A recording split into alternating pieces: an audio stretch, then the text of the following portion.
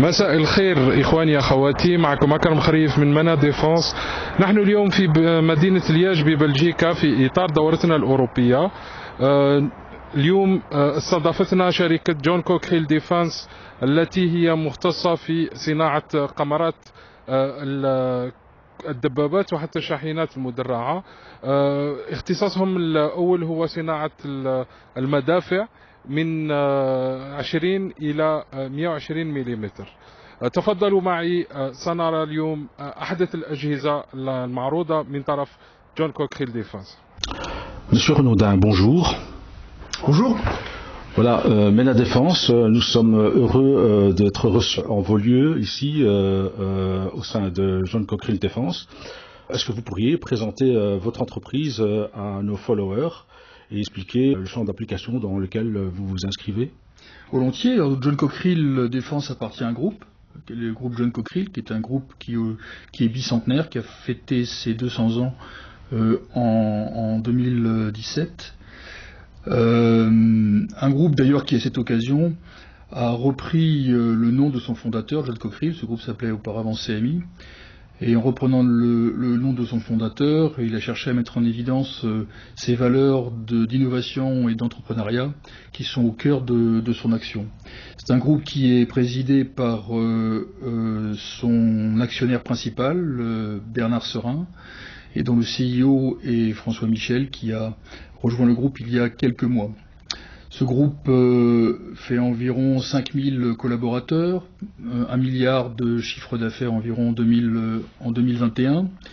Il est très diversifié puisqu'il couvre 6 secteurs d'activité. Bon, le secteur défense, le secteur de solutions pour l'énergie, le secteur des énergies renouvelables, le secteur de l'industrie, le secteur de l'environnement et le secteur des services. Maintenant, si on parle de John Cockerill Défense proprement dit, John Cockerill Défense est le leader technologique en matière de systèmes d'armes de 25 mm à 120 mm, embarquables sur des véhicules à très forte mobilité, qu'ils soient à roues ou qu'ils soient chenillés, et même embarquables également sur des embarcations, donc des navires, catamarans ou autres, sur lesquels nos tourelles sont également efficaces. Donc on conçoit et on fabrique des tourelles. On accompagne également nos produits à travers le support et à travers la formation que l'on réalise en s'appuyant en particulier sur la division qui fabrique nos simulateurs, la division Aguerris, qui permettent donc aux clients de s'entraîner sur simulation. Nous sommes un acteur majeur des programmes de défense européens, puisque nous participons à 2 programmes de défense d'ampleur aujourd'hui. Nous sommes également un partenaire de choix dans les programmes de l'OTAN. Donc John Cockerill, c'est environ 600 collaborateurs dans le monde entier, essentiellement en France, en Belgique, mais également au Moyen-Orient et aux États-Unis, avec un chiffre d'affaires de 230 millions d'euros en 2021. Puisque on parle de la zone MENA, John Cockerill est très présent commercialement dans la zone MENA depuis maintenant plus de 30 ans, avec une flotte de tourelles installée très importante et une grande habitude du type d'environnement spécifique de cette zone. Voilà ce que je peux dire sur John Cockerill Défense. Eh bien, je vous remercie, Monsieur le Président, pour cette interview. Je vous remercie de m'avoir donné l'occasion de présenter notre société. Merci encore.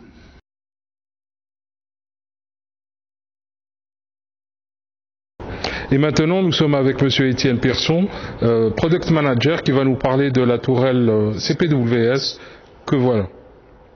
Bonjour, pouvez-vous nous parler de la CPWS ? Bonjour, oui tout à fait. Donc la CPWS de son acronyme c'est Cockerill Protected Weapon System.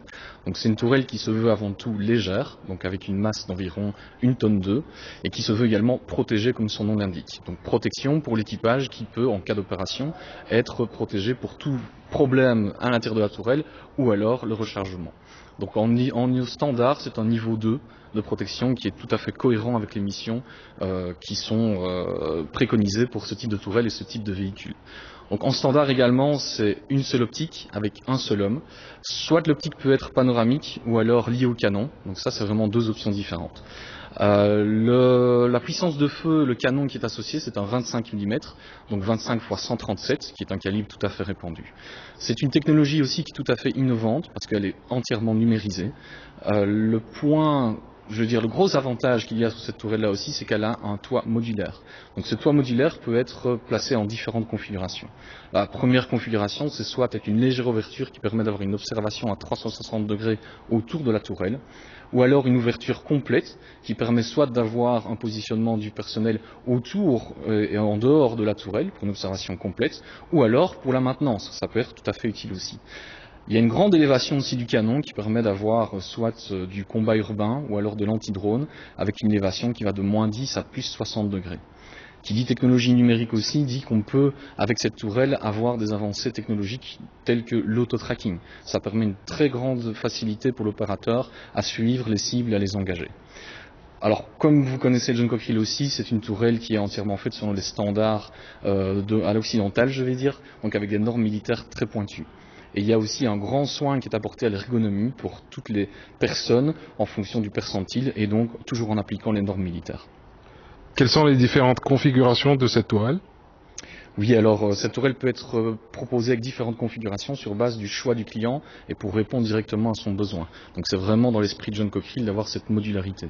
Alors principalement, on peut jouer sur le blindage. En standard, elle est proposée en niveau 2. Maintenant, on peut l'augmenter ou le diminuer si jamais il y a un objectif poids qui est associé. Ce blindage peut être mis sur l'entièreté de la coque ou alors pour protéger à l'interface les personnes à l'intérieur du véhicule. Alors, on peut jouer aussi sur l'optique. L'optique, on est agnostique en termes de fabricant d'optique, même si là, elle est présentée avec un certain type d'optique. La possibilité également, c'est soit de la proposer en 360 degrés pour avoir une vision panoramique, ou alors avec un viseur lié au canon, qui permet de réduire la hauteur de la tourelle et donc d'être plus furtif. Alors, il y a aussi la possibilité d'avoir une mitrailleuse coaxiale en 7,62, telle que présentée ici derrière. Il y a aussi la possibilité, avec l'architecture modulaire que nous avons, de rajouter toute une série d'options, que ce soit des lance-grenades fumigènes, des systèmes de détection laser, des roquettes guidées ou non guidées, des lance-missiles contre les chars. Donc, quel est le canon utilisé sur cette tourelle ? Alors le canon principal tel qu'exposé ici est un 25 mm chain gun qui est très fort répandu, qui est très reconnu pour sa fiabilité. Donc en fait il possède une double alimentation, ce qui permet de choisir les munitions en fonction de la cible que l'on voudra engager. On parle par exemple de flèches contre le blindage et des explosives. La munition elle-même 25 mm est aussi très répandue avec un très grand nombre de fabricants, ce qui permet de choisir vraiment le fabricant que vous préférez et un prix très concurrentiel. Quels sont les types de plateformes qui peuvent accueillir cette tourelle ?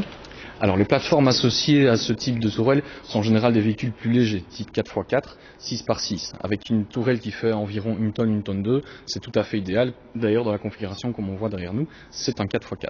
Alors les missions qui sont associées à ce type de véhicule, c'est plutôt support infanterie ou alors de la reconnaissance, en fonction évidemment des optiques choisies pour une plus grande identification à plus grande distance. Alors, l'environnement aussi est très important. Si on prend un 4x4, on remarque que l'avantage d'une tourelle telle qu'elle est présentée ici, c'est qu'il y a une protection complète, non seulement contre les munitions, mais aussi contre l'environnement, le sable, la poussière, la chaleur. C'est vraiment un avantage par rapport à un plus petit système type Remote Weapon Station. Également, avantage, c'est la capacité en munitions. On est à 155 munitions dans cette tourelle, ce qui est un niveau bien plus élevé par rapport à une Remote Weapon Station. Quels sont les retours d'expérience que vous avez eus par rapport à cette tourelle ? Alors cette tourelle, comme toute la gamme des produits John Cockerill, sont développés selon des standards occidentaux, donc qui demandent un grand nombre de tests et de tirs également pour valider les performances. De plus, cette tourelle a été démontrée à de nombreux clients avec des résultats à chaque fois très satisfaisants en termes de tir. Quels sont les marchés aujourd'hui que vous visez pour cette tourelle ? Alors clairement, c'était identifié par rapport à un besoin opérationnel d'un client et de plusieurs. On a fait une analyse de marché, on a repéré que cette tourelle-là était vraiment intéressante avec son 25 mm et sa légèreté sur un grand nombre de clients. Maintenant, principalement, nos clients sont orientés dans le Moyen-Orient, en Europe de l'Est et aussi vers les clients, par exemple aux États-Unis, qui pourraient être intéressés. Merci beaucoup. Je vous remercie.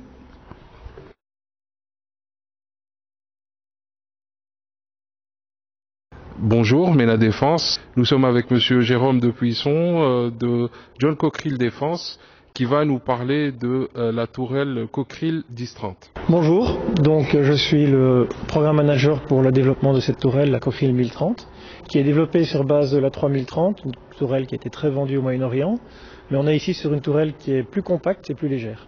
Elle utilise le canon de 30 par 173 mm.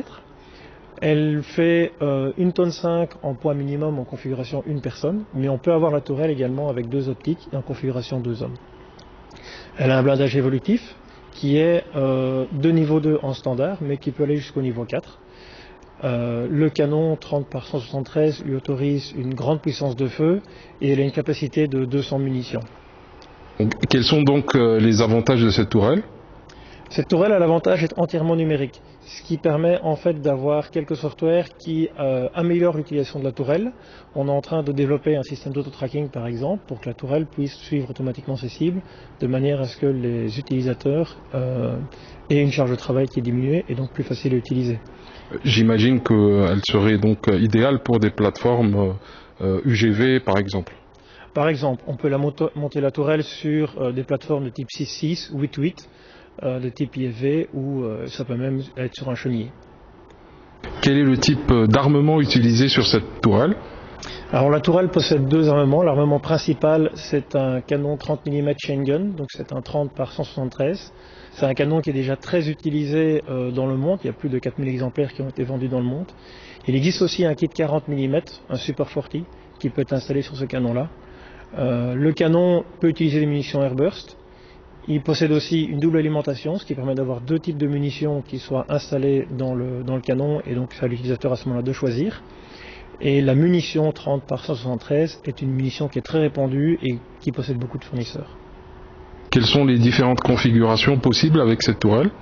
Alors la configuration de base de la tourelle, c'est une configuration à 2 optiques, 2 hommes pour l'utiliser. On peut avoir une configuration plus légère à 1 optique, 1 homme. Et on peut avoir différentes configurations au niveau design avec par exemple des optiques de haute performance ou un lance-missile installé sur le côté de la tourelle. Il existe également des différentes configurations au niveau du blindage, donc de l'armor. Donc on a niveau 2 par défaut, on peut aller jusqu'à un niveau 3 ou un niveau 4. Il y a d'autres configurations plus innovantes qui sont développées. Une première configuration qui est une tourelle robotisée, donc à ce moment-là avec un contrôle sans fil. Évidemment avec une communication protégée et un agencement qui est optimisé pour un accès depuis l'extérieur. Et une autre configuration est une configuration amphibie parmi les configurations innovantes. Pourquoi avez-vous 2 versions de cette tourelle avec un homme et avec 2 hommes ? Alors la version 1 homme est une version qui se limite à avoir une seule optique sur la tourelle, qui permet à la tourelle à ce moment-là d'être plus abordable financièrement et qui est un peu plus légère aussi.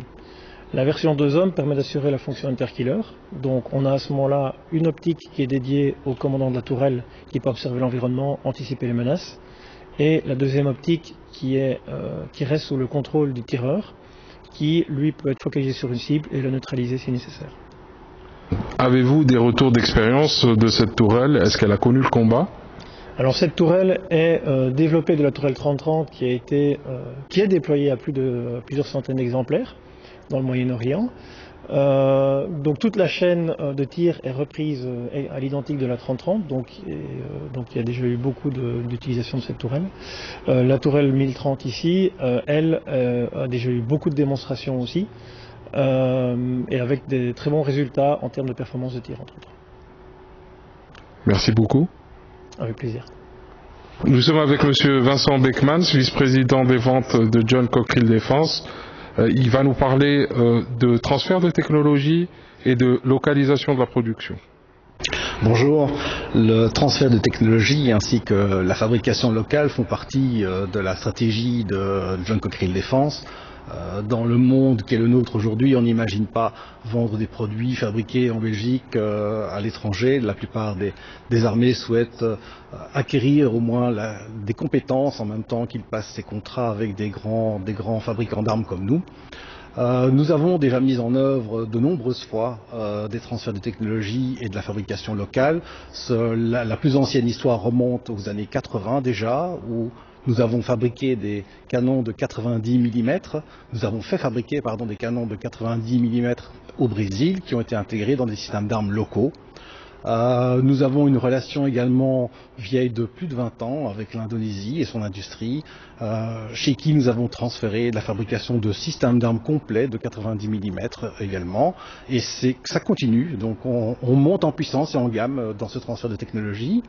Et aujourd'hui, nous avons des projets également dans des pays du Moyen-Orient. Notre manière de fonctionner est d'accompagner le client. Nous ne proposons pas une réplique de notre usine à l'étranger, nous nous adaptons aux capacités locales et nous pouvons avoir un plan progressif dans le temps. Dans le temps, ça peut être en quelques années, voire comme avec l'Indonésie, en plusieurs dizaines d'années. On commence par des étapes simples et on monte en gamme pour réaliser de plus en plus, une fraction de plus en plus importante de la production localement. Ça s'applique aussi à la maintenance, j'imagine.